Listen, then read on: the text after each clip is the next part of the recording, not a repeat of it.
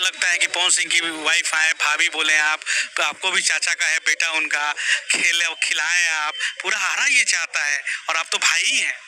बिल्कुल चाहता है तो ये खुशी आएगी भी, ऐसा नहीं है खुशी आएगा नहीं, बिल्कुल आएगा। भगवान है यहाँ, बिल्कुल वैसा सबको सुनने को मिलेगा।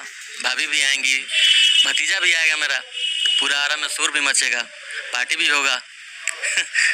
तो चलिए भाई लोग, पावर स्टार पवन सिंह जी के छोटे भाई ऋतिक सिंह जी ने बहुत ही बड़ा खुलासा कर दिए।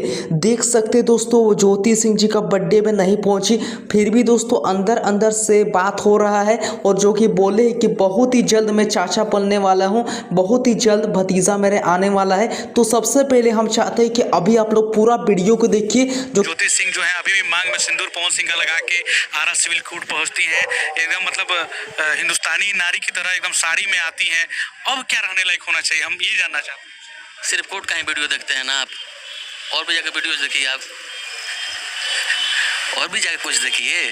सिर्फ कोर्ट में आने का और सिंदूर लगाने का देखिए दो मकसद होता है, खाने का दांत अलग है, चबाने का दांत अलग है, या ये खेल हो रहा है। तो भाई लोग अभी आप लोग सारा वीडियो को देख लिए होंगे क्या क्या बात बोले है। और दोस्तों मैं आप लोगों को बता दूं कि बर्थडे में नहीं पहुंची ज्योति सिंह कुछ कारण से।